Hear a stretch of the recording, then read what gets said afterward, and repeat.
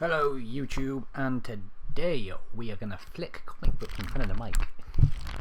I lied, it's a paperback, but it's still a comic, right? Right? Now that we've got the puns out of the way, or me just being wrong, the paperback we're gonna be discussing, or I'm gonna be discussing more like, is Spider-Man Blue by Jeff Loeb and Tim Sale. Tim Sale's obviously the artist, Jim Loeb.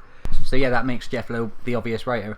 And what Spider-Man Blue is about, it's about a story about how Peter Parker and Gwen Stacy basically met and became a couple. It's basically, and the blurb kind of sums it up brilliantly. Like, the first thing that you see is what Peter Parker didn't know was that Gwen Stacy was only meant to spend the rest of her life with him. That's the first sentence. I mean, literally, I've just read that off the blurb.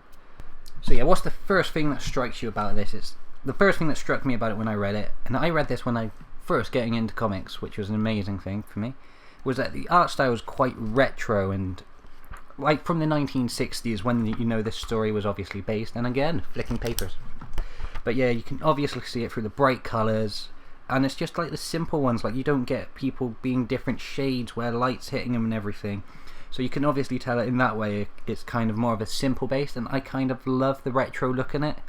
It just gives it a more unique feel to it, especially nowadays where everything's now got different shades of lighting on every single character. I mean, I've got modern ones, not so modern ones. This is probably the old, like the retro one.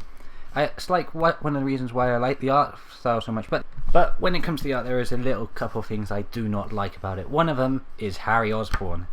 And the Osborns, really. I don't like how they draw the hair. I mean, who had their hair like that, even in the 60s? And they just, I don't know, it's just something about them. I just don't like the way they look. I like the way Spider-Man's drawn. I like the way Gwen Stacy's drawn. Craven, bit iffy as I flick through it. I mean, he's got a really cheesy haircut, but yeah. And it's just like stuff like that, really, I'm not that keen on. It's just like Osborn. I know they had the hair out in the actual source material and stuff back then, but it's just annoying because it's like, for me, it's more annoying a thing. It might not be for you, it might be fine. Another thing that I just actually noticed while flicking through is that they made Mary Jane a bit more doughy-eyed. I think that's how I'd say it. Because like when I'm flicking back through the back of it, they show you the source material, and it's like Mary Jane's eyes are in the source material look a bit small. One of the awesome things though about this is, like, in the back they will, like, after you finished it, they show you the sketches like they normally would do in paperbacks and everything. And this will happen occasionally in some of the paperbacks if you're not used to the paperback format, but some of it actually will go like through the artist's point of view and the writer's point of view. And when it comes to the ones that Spider-Man Blue has, it has Tim Sale and Jeff Loeb talking about different things. One of my favourite stories in the back is about how they both talk about Tim wanting Aunt May to be on the cover, and Jeff Loeb was like, no, saying no. We had a huge fight about this, and I find that quite fun and everything. And at the front of the page, before you actually get into the story, you have an introduction by John Romita Sr., who helped with this, and again with him, he helped with the source material, and so you know.